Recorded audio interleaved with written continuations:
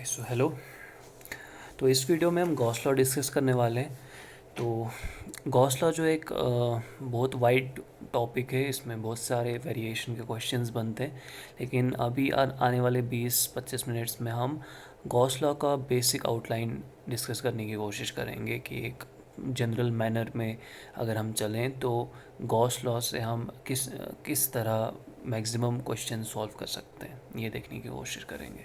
तो सबसे पहले यही स्टेटमेंट हम गॉस लॉ का पढ़ेंगे कि net electric flux through any close surface is equal to 1/एप्सिलॉन not times the total charge enclose by the surface. ये क्या कहता है गॉस लॉ, किसके बारे में? Gauss law basically electric flux की कैलकुलेशन को ईजी बनाता है। इलेक्ट्रिक फ्लक्स क्या होता है? मैथमेटिकली हम इलेक्ट्रिक फ्लक्स को डिफाइन करते हैं integral E dot D S, जो हमारे गॉस लॉ का एक्सप्रेशन में यहाँ पे लिखा हुआ है लेफ्ट हैंड साइड में ई डॉट डी एस, ये फ्लक्स है। Phi is equal to E dot D S which is equal to Q enclose divided by epsilon naught. तो गॉस लॉ से पहले क्या होता था कि अगर आपको फ्लक्स इलेक्ट्रिक फ्लक्स कैलकुलेट करना होता था, इलेक्ट्रिक फ्लक्स कैलकुलेट करने के लिए आपको ये इंटीग्रल सॉल्व करना था, integral E dot D S. लेकिन गॉस लॉ की मदद से हमको ये इंटीग्रल सॉल्व करने की कोई ज़रूरत नहीं है। अगर हमारे पास कोई भी क्लोज्ड 3D सरफेस है, कोई भी स्फीयर है, कोई भी क्यूब है, कोई भी सिलेंडर है, तो हमको सिंपली क्या काम करना है, हमको देखना है कि उस सरफेस में, उस सरफेस के अंदर कितना चार्ज इनक्लोज्ड है। उसको डिवाइड करेंगे एप्सिलॉन नॉट से, तो ये इंटीग्रल सॉल्व करने से बच जाएंगे। Directly phi is equal to Q enclose divided by epsilon naught, ये लिख सकते हैं। तो ये एक बेसिक चीज़ है कि गॉस लॉ में क्या कहता है, इसका स्टेटमेंट क्या है। इसके बाद हम आगे बढ़ते हैं। तो पे एक तो ये बात भी है कि जो गॉस लॉ है, इसकी ये किसी भी लॉ का कोई प्रूफ नहीं होता। गॉस लॉ भी को कभी कोई प्रूफ नहीं होता। तो आगे जो एग्जांपल हम डिस्कस करने वाले हैं, कई लोग इसको एज अ प्रूफ इंटरप्रेट करते हैं, लेकिन ये प्रूफ नहीं है बल्कि एक वेरिफिकेशन है, हम कह सकते हैं वेरिफिकेशन ऑफ गॉस लॉ। हम इसमें देखते हैं कि एक चार्ज 2Q रखा गया है एक स्फीयर के सेंटर पे जिसका रेडियस R है। हमको कैलकुलेट करना है flux which is passing through the sphere, passing through the given sphere. तो हम फ्लक्स को दो वेज में कैलकुलेट करने की कोशिश करेंगे। कौन सी दो वेज? जो हमारा गॉस लॉ हमने पढ़ा, integral E dot D S is equal to Q enclose divide by epsilon not. हम integral E dot D S से देखते हैं कितना फ्लक्स आता है, और दूसरा Q enclose divide by epsilon not से भी देखते हैं कितना फ्लक्स आता है। फिर देखते हैं कि वो दोनों चीज़ें मैच करती हैं कि नहीं मैच करती हैं। तो पहले तो यही flux is equal to integral E dot D S which is equal to E D S cos theta. अब यहाँ पर एक चीज़ ध्यान रखनी है कि E D S cos theta में जो थीटा होता है वो होता है between electric field vector and area vector. यहाँ पे सरफेस के हर एक पॉइंट पे electric field vector radially outward होगा। क्यों? क्योंकि जो चार्ज है जिसकी वजह से इलेक्ट्रिक फील्ड हम देख रहे हैं वो पॉइंट चार्ज है, और पॉइंट चार्ज की वजह से इलेक्ट्रिक फील्ड जो होता है रेडियल डायरेक्शन में होता है। ये पॉजिटिव है तो रेडियली आउटवर्ड है। और दूसरा, किसी भी पॉइंट पे देखो तो जो एरिया वेक्टर है वो भी रेडियली आउटवर्ड होगा किसी भी पॉइंट पे। और अगर ये दोनों रेडियली आउटवर्ड है, मतलब इन दोनों के बीच का जो एंगल है वो 0 डिग्री है, तो cos 0 यहाँ पे लिखा हुआ है, cos 0 इज इक्वल टू 1। और दूसरी चीज़ कि इस जिस सरफेस के थ्रू हमको फ्लक्स कैलकुलेट करना है, उस सरफेस के हर एक पॉइंट पे इलेक्ट्रिक फील्ड की वैल्यू कांस्टेंट होगी। कांस्टेंट क्यों होगी? क्योंकि electric field charge point charge की वजह से, और पॉइंट चार्ज की वजह से फिक्स्ड डिस्टेंस पर इलेक्ट्रिक फील्ड कांस्टेंट होगी। क्योंकि पॉइंट चार्ज का इलेक्ट्रिक फील्ड हम ऐसे लिखते हैं ना, 1/4 epsilon naught Q upon R का स्क्वायर, और आर जो है रेडियल डिस्टेंस है। अब अगर R is equal to R हो जाए, are is equal to R जो कि कांस्टेंट है, तो उससे हमको ये पता लगता है कि इलेक्ट्रिक फील्ड जो होगी वो कांस्टेंट होगी on the surface of sphere. तो अगर कांस्टेंट होगी उससे हमको क्या फ़ायदा होगा कि ये जो ई है उसको हम इंटीग्रल से बाहर ले सकते हैं, और इंटीग्रल से बाहर लेने पर फिर ये इंटीग्रल ईजिली सॉल्व कर सकते हैं। e/4πr², और ई की जगह पे हमने लिख दिया k/2q डिवाइड बाई आर का square. E is field due two point charge, और पॉइंट चार्ज वहाँ पर 2q था इसलिए यहाँ पे 2q लिख दिया। और जब सॉल्व करते हैं तो ये 2q अपॉन एप्सिलॉन नॉट के बराबर आता है। ये आया हमारा LHS। अब RHS देखते हैं गॉस लॉ का, Q enclose divide by epsilon naught. अब इससे देखते हैं कि हमारा कितना फ्लक्स आता है। क्यू इनक्लोज क्या है? Charge enclosed with in A close surface. तो यहाँ पर हमारी क्लोज सरफेस जो है एक स्फीयर था, तो स्फीयर के अंदर total charge enclose is equal to 2q। तो total charge enclose divided by epsilon naught हमने किया तो 2q divide by epsilon naught आता है, और ये तो एक ही लाइन में हो गया। अब देखो आप खुद से कि ये जो इलेक्ट्रिक फ्लक्स का कैलकुलेशन है वो कितना इजी हो रहा है अकॉर्डिंग टू गॉस लॉ। अब यहाँ पर हमने जो केस लिया था वो इसमें इंटीग्रेशन भी उतना टफ नहीं था ये वाला, क्योंकि यहाँ पर इलेक्ट्रिक फील्ड कांस्टेंट आ रही, लेकिन ये हर बार इतना इजी नहीं होने वाला। अगर हम फ्लक्स इस तरह से करने बैठे इसकी मैथमेटिकल डेफिनेशन से, ये हर बार इतना ईजिली हम सॉल्व नहीं कर पाए। यहाँ पर सिमिट्री थी, इस वजह से इंटीग्रेशन ईजी था, लेकिन अगर सिमिट्री नहीं होगी तो उस केस में ये इंटीग्रेशन ईजी नहीं होने वाला है। उस केस में, उनके सभी केसेस में गॉस लॉ का बहुत ही ज़्यादा यूज़ होगा, और गॉस लॉ हमको इलेक्ट्रिक फ्लक्स के कैलकुलेशन में बहुत ज़्यादा हमको ईज़ करने वाला है, हमारी मदद करने वाला है। तो अब हम गॉस लॉ का यूज़ देखते हैं कि गॉस लॉ हम कहाँ कहाँ पे यूज़ करते हैं। पहला यूज़ तो जैसा मैंने पहले कह दिया कि ये जनरली फ्लक्स के लिए ही दिया गया है, मतलब फ्लक्स का ही है, मतलब इसका RHS जो है फ्लक्स ही है, Q enclose divide by epsilon not integral dot ds। तो फ्लक्स कैलकुलेशन में हम इसका यूज़ करते हैं एक, और दूसरा इसका यूज़ करते हैं हम फील्ड कैलकुलेशन में, electric field and electric flux. अब फ्लक्स जो है electric flux using Gauss law हम कहीं पर भी कर सकते हैं। मतलब कोई भी क्लोज्ड 3D सरफेस दे दो, कोई स्फीयर दे दो, कोई क्यूब दे दो, कोई सिलेंडर दे दो, अगर आपको फ्लक्स कैलकुलेट करना है तो आप सिर्फ़ और सिर्फ ये चीज़ देखो कि उनके अंदर जो सरफेसेस दे रखी हैं क्लोज, उनके अंदर कितना चार्ज है। वो क्यू इनक्लोज्ड उसको डिवाइड कर दो एप्सिलॉन नॉट से, आपका फ्लक्स निकल के आ गया। लेकिन फील्ड कैलकुलेशन इतना ईजी नहीं है। फील्ड कैलकुलेशन में हमको थोड़ा सा ध्यान रखना है कि हम कहाँ कहाँ पर फील्ड कैलकुलेशन कर सकते हैं। हम फील्ड कैलकुलेशन सिर्फ और सिर्फ सिमेट्रिक केसेस में ही कर सकते हैं। जनरली हम 3 तरह के सिमेट्रिक केसेस डिस्कस करते हैं जहाँ पर हम फील्ड कैलकुलेशन करते हैं। और ये सिमेट्रिक केसेस कैसे बने, ये वही जो हम इंटीग्रल अभी हमने देखा था, इंटीग्रल E.ds, हम इस तरह से एक सरफेस चूज़ करते हैं कि उस सरफेस के लिए E कांस्टेंट हो जाए और वो इंटीग्रल से बाहर आ जाए। अगर हम ऐसा कर पाते हैं तो हम इलेक्ट्रिक फील्ड कैलकुलेट कर पाएंगे using Gauss law. Otherwise Gauss law will not be useful for the calculation of electric field. ठीक है। सो वो 3 तरह की सिमेट्रीज कौन सी हैं जहाँ पर हम गॉसियन सरफेस चूज़ कर सकते हैं। What is Gaussian surface? Gaussian surface का मतलब ऐसी सरफेस जिसके हर एक पॉइंट पे इलेक्ट्रिक फील्ड कांस्टेंट हो। तो पहला है spherical symmetry. Spherical symmetry simple mathematical terms में हम ये कहेंगे, ये सिमेट्री हम किसके रेस्पेक्ट में डिस्कस कर रहे हैं? For in respect of charge distribution. The spherical symmetry of charge distribution हम देख रहे हैं कि अगर charge distribution, volume charge distribution या सरफेस चार्ज डिस्ट्रीब्यूशन, अगर ये दोनों स्फेरिकली सिमेट्रिक हैं तो क्या होगा कि वो फंक्शन या तो कांस्टेंट होंगी दोनों, या फिर वो सिर्फ और सिर्फ फंक्शन ऑफ रेडियल डिस्टेंस होंगे। अगर ऐसा है तो हम कहेंगे स्फेरिकल सिमेट्री है, और अगर स्फेरिकल सिमेट्री है तो हम कहेंगे हम गॉस लॉ का इस्तेमाल कर सकते हैं for the calculation of electric field. Flux तो हमेशा ही निकाल सकते हैं, लेकिन सिर्फ हम फील्ड का डिस्कस कर रहे हैं अभी कि फील्ड कब कब कर सकते हैं। तो यहाँ पर कुछ एग्जांपल्स दे रखी हैं कि कौन सा केस सिमेट्रिक होगा, कौन सा एसिमेट्रिक होगा। जैसे यहाँ पर sigma is equal to sigma naught cos theta, ये एसिमेट्रिक केस है क्योंकि थीटा का फंक्शन है, सिर्फ आर का होना चाहिए। अगला सिमेट्रिक केस है क्योंकि जो चार्ज डेंसिटी दे रखी है, volume charge density, that is a function of R. और अगला जो है वो भी एसिमेट्रिक केस है, इसमें दे रखा है हमारे पास चार्जेस Q2Q और -Q inside the sphere present है। अब स्फीयर पे कोई से 2 पॉइंट्स कंसीडर करो और उन पे देखो क्या दोनों पे इलेक्ट्रिक फील्ड बराबर होगा। अगर बराबर नहीं होगा तो एसिमेट्रिक केस है। तो यहाँ पर भी हम देख सकते हैं कि मतलब डिफरेंट पॉइंट्स पे डिफरेंट रेडियल डिस्टेंस है तो इलेक्ट्रिक फील्ड बराबर नहीं होगा। इसलिए इस केस में भी हम इलेक्ट्रिक फील्ड कैलकुलेट नहीं कर सकते हैं on any point of the sphere, क्योंकि ये गॉसियन सरफेस नहीं है। लेकिन हम फ्लक्स ईजिली कैलकुलेट कर सकते हैं। कैसे? Using Gauss law, Q enclose divide by epsilon naught which is equal to 2q upon epsilon naught. अब अगर यहाँ पर हमको गॉस लॉ नहीं पता होता और हमको इंटीग्रल E.ds से करना पड़ता तो ये तो बहुत मुश्किल काम होने वाला था उस केस में, अगर हम इसको इंटीग्रल E.ds से करने की कोशिश करते तो ये है इम्पोर्टेंस ऑफ गॉस लॉ। और हमने एक केस डिस्कस कर लिया spherical symmetry. Second is cylindrical symmetry.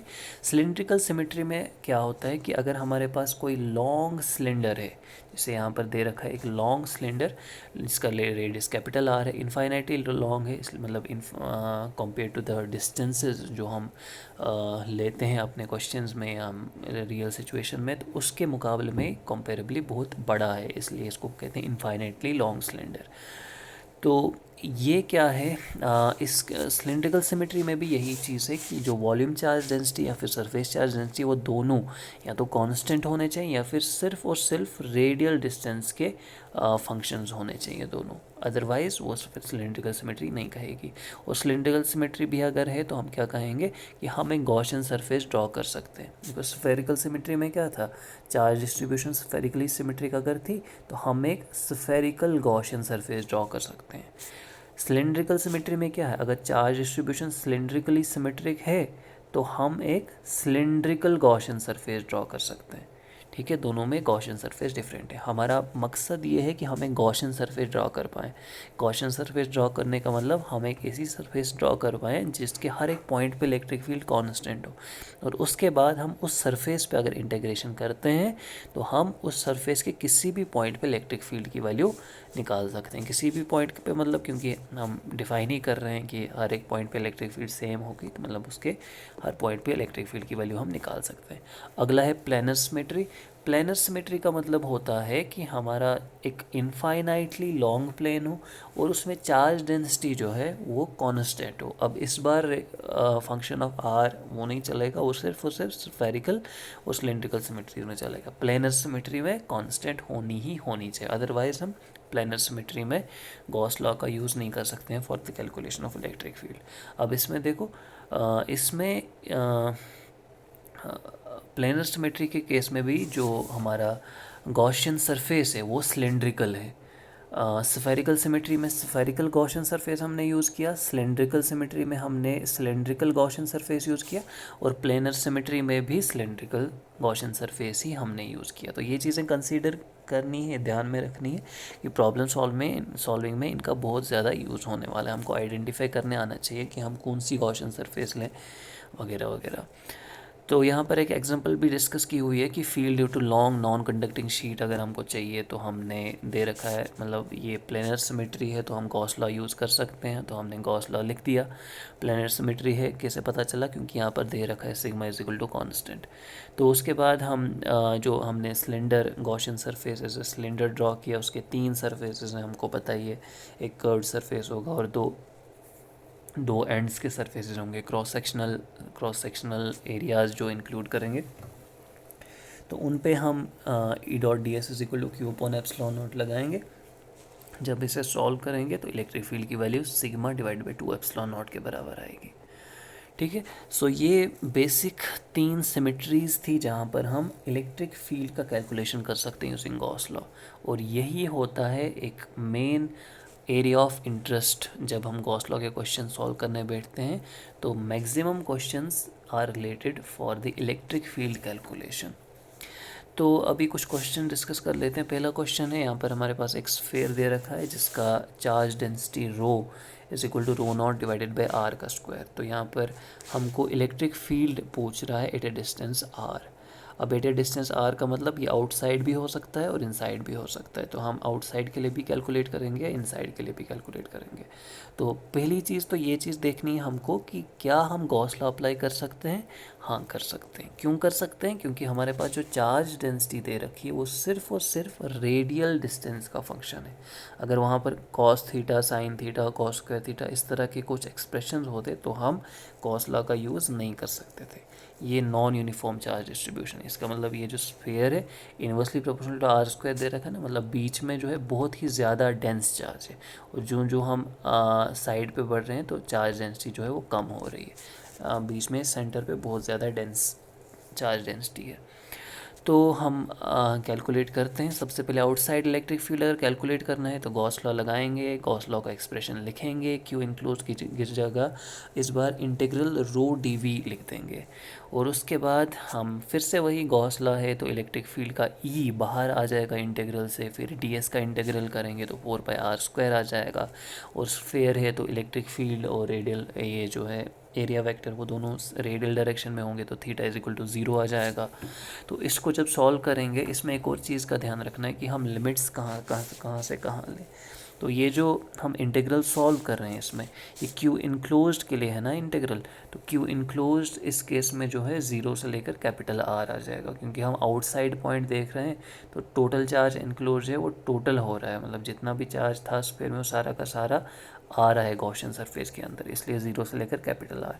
यहीं पे अगर हमको इनसाइड कोई पॉइंट लेना होता तो उस केस में हम 0 टू स्मॉल आर इंटीग्रेशन ले लेते हैं। 0 टू कैपिटल आर अगर हम आउटसाइड पॉइंट ले रहे हैं और 0 टू स्मॉल आर अगर हम इनसाइड पॉइंट ले रहे हैं।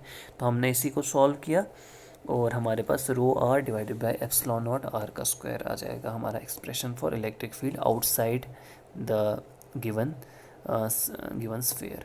अब इनसाइड के लिए भी हम इसी तरह से प्रोसीड करेंगे आर लेस देन आर के लिए, और यहाँ पर भी रो की जगह रो नॉट अपॉन आर स्क्वायर ये वैल्यू डाल देंगे। लिमिट्स का ध्यान रखेंगे कि लिमिट्स 0 से लेकर स्मॉल आर आ जाएगी इस वक्त, और इसको जब सॉल्व करेंगे तो electric field at any point inside would be given by rho not divided by epsilon not R. देखो at a given R electric field की वैल्यू जो है कांस्टेंट, इसीलिए तो ये स्फेरिकल सिमेट्री है, मतलब गिवन आर पे इलेक्ट्रिक फील्ड की वैल्यू जो है वो कांस्टेंट होगी। और इसके बाद एक और क्वेश्चन है जो थोड़ा उससे एडवांस है। इसमें हमारे पास एक स्फीयर दे रखा है, दो कॉन्सेंट्रिक स्फीयर्स है, एक पॉजिटिव चार्ज क्यू दे रखा है at the centre of sphere, inner sphere का रेडियस ए है, आउटर स्फीयर का रेडियस बी है, और हमारे पास चार्ज डेंसिटी का एक्सप्रेशन दे रखा है beta divided by R where R is between A and B. हमको कह रहा है for what value of beta electric field is uniform. तो हम फिर से वही उसी तरह से सॉल्व करेंगे।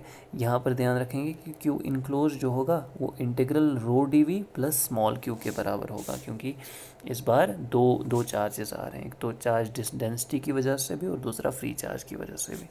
तो और इसको जब और ये बिटवीन ए एंड बी है चार्ज डेंसिटी, तो हम इनसाइड ही कैलकुलेट कर रहे हैं, मतलब ए से लेकर आर तक लिमिट्स लेनी पड़ेंगी इस बार, क्योंकि हमको उसी रीजन में लिमिट्स रखनी पड़ती हैं जिस रीजन में हमको चार्ज चाहिए। ए से लेकर आर तक की लिमिट रखनी पड़ेगी, और क्यू तो है ही charge enclose inside the Gaussian surface. तो इसको जब हम सॉल्व करते हैं तो हमारे पास इलेक्ट्रिक फील्ड का एक्सप्रेशन जो है उसमें 3 टर्म्स आती हैं। उसमें से एक हम देख रहे हैं कि beta divide by 2 epsilon not, और दूसरी और तीसरी टर्म जो है ये वेरिएबल टर्म्स है, ये कांस्टेंट टर्म है, ये दोनों वेरिएबल टर्म्स हैं। अब हमको पूछ रहा था क्वेश्चन में कि for what value of beta would the electric field be uniform in magnitude. Uniform electric field के यूनिफॉर्म मैग्नीट्यूड के लिए तो सिर्फ कांस्टेंट टर्म रहनी चाहिए, बाकी 2 टर्म्स जो वेरिएबल हैं ये दोनों 0 होनी चाहिए, मतलब ये दोनों को हम इक्वेट कर देते हैं क्योंकि एक प्लस एक माइनस है, तो दोनों इक्वेट होके 0 हो जाएंगे। तो हम जब सॉल्व करने बैठते हैं तो हमारे पास बीटा की वैल्यू जो है क्यू डिवाइडेड बाई 2πa² के बराबर आती है। इस तरह से हम कैलकुलेट कर सकते हैं, हर जगह पर हर बार वही हमको पहचानना है कि कौन सी सिमेट्री है, और उसके बाद लिमिट्स वगैरह का ध्यान रखना है। जितना प्रैक्टिस करेंगे उतना हमारे लिए बेटर होगा। अब इसमें एक नोट है, बहुत ही इम्पॉर्टेंट एक ऑब्जर्वेशन होती है इसमें कि अगर हम कोई स्फीयर लेते हैं और उसकी चार्ज डेंसिटी रो है, तो रो अगर प्रोपोर्शनल टू आर की पावर n है तो electric field inside the sphere that would be proportional to R की power n+1 and outside it would be inversely proportional to R का स्क्वायर। जैसे हमने पीछे यहाँ पर ऑब्जर्व किया कि इस क्वेश्चन में रो जो था inversely proportional to R square था, मतलब rho is proportional to R की पावर -2। अब जो हमने नोट लिखा उसके तहत रो इनसाइड जो होगा that would be proportional to R की पावर -2 + 1 दैट इज़ आर की power -1, that is rho would be inversely proportional to R, जैसा हम यहाँ पर देख रहे हैं। और उसके अलावा रो आउटसाइड हमने वहाँ पे देखा इन्वर्सली प्रोपोर्शनल टू आर का स्क्वायर, और वो भी rho inversely proportional to R square यहाँ पर दे रखा है। तो ये एक इम्पॉर्टेंट ऑब्जर्वेशन है इन गॉस लॉ। और इसके बाद फिर सिलेंड्रिकल सिमेट्री के भी क्वेश्चंस हम इसी तरह से कर सकते हैं। हमारे पास एक सिलेंडर दे रखा है, लॉन्ग इनफाइनाइट सिलेंडर, हमको पता है कि इस केस में हमको गॉसियन सरफेस सिलेंडर चूज़ करना है। हमारे पास चार्ज डेंसिटी रो दे रखी है, और रो की वैल्यू फिर हम इसमें रो ही रखेंगे, क्योंकि सिंपल इसमें बता रखा है कि यूनिफॉर्म है रो हर जगह पे। और इसको भी जब हम सॉल्व करते हैं तो electric field rho R divide by 2 epsilon naught आता है इनसाइड, और आउटसाइड की वैल्यू आउटसाइड की electric field rho R square upon 2 epsilon not R के बराबर आती है। तो इसमें भी हम एक नोट लिखते हैं कि अगर inside electric field proportional to R की पावर एन है, तो sorry inside charge density is proportional to R की पावर एन, तो inside electric field would be proportional to R की power N plus one, and outside electric field would be inversely proportional to R. So इतना ही electric Gauss law का main जो है outline general वो इतना ही है। इसके बेसिस पे बहुत ही वाइड रेंज ऑफ न्यूमेरिकल्स बन सकते हैं, डिफरेंट वेज में पुट किया जा सकता है न्यूमेरिकल्स को, या फिर इस कॉन्सेप्ट को दूसरे कॉन्सेप्ट्स के साथ जोड़ा जा सकता है एक अच्छे न्यूमेरिकल्स बनाने के लिए। तो जितना प्रैक्टिस करेंगे उतना बेटर होगा। आई होप कि जो बेसिक है गॉस लॉ हम कहाँ पे यूज़ कर सकते हैं, जो सिमेट्रिक केसेस हैं वो कौन से हैं, कब कौन सा गॉसियन सरफेस लेना है, ये इस वीडियो में क्लियर हो गया होगा। Thank you.